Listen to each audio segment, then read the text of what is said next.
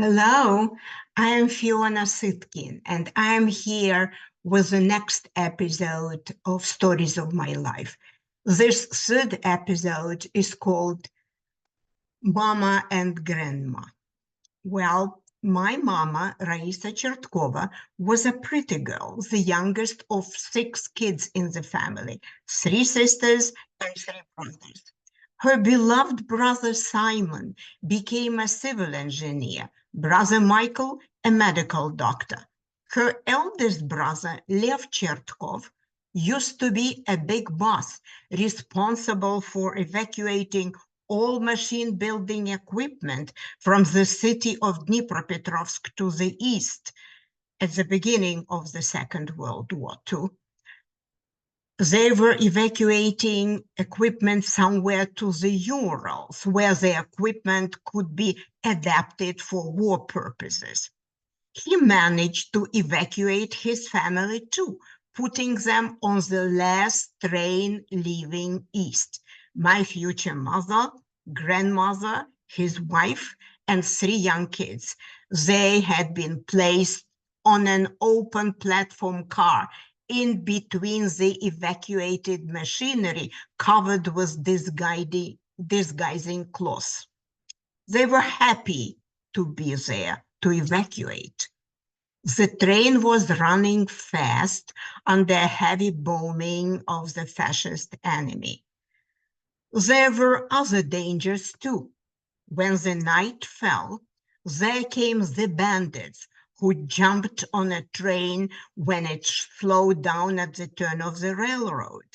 The robbers were throwing the suitcases and baskets of the evacuees out, out, out.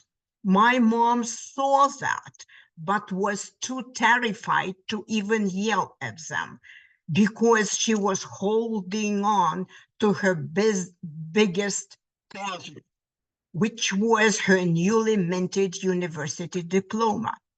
And that diploma stood her in good stead later, enabling her to quickly find the job and support her elderly mother, her nephews, and her sick sister-in-law. The family settled in the city of Andijan, Uzbekistan.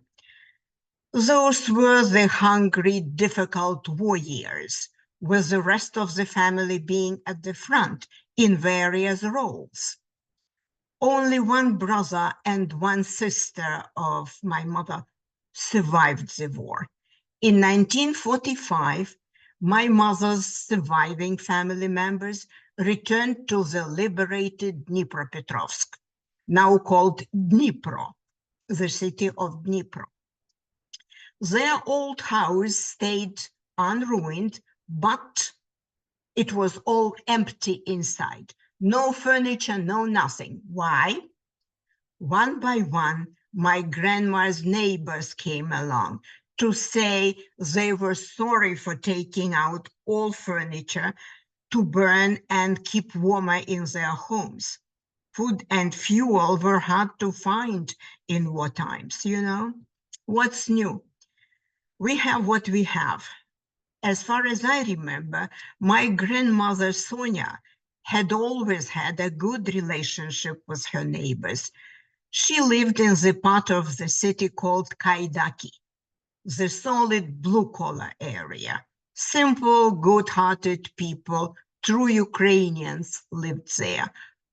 Poor, proud, hospitable, always keeping their heads up. That was the spirit. That's where I spent my early years in Dnipro, at my grandmother's house. I attended the first grade of school number 47 with a teacher called Zoya Vasilievna. The first graders had classrooms on the third floor of a grand, wide building. And when we descended the marble staircase to the second floor to have our milk during the break, we saw a floor-to-ceiling portrait of Joseph Stalin on the opposite wall.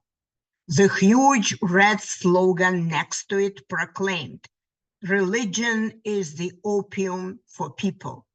We read it every day. Just imagine.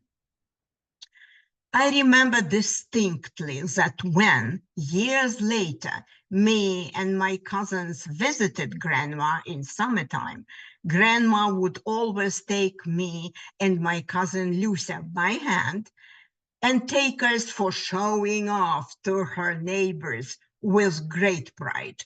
Look how big and beautiful my granddaughters are now, she would say. Well, both Lucia and I were wearing long below the belt hair braids, most popular in Ukraine for good girls. We were a brunette and a light blonde, and all the neighbors would nod in agreement and confirm, yes, Savelyevna, addressing Grandma with a patronymic out of respect. You have absolutely beautiful girls. Congratulations. So much about my early years in Ukraine at the house of my grandma. More later in the next episode of Stories of My Life. Meanwhile, I am asking you to click the button and subscribe to the Bridge channel, joining over 15,000 existing subscribers. You'll be in a good company. Thank you for watching and bye-bye.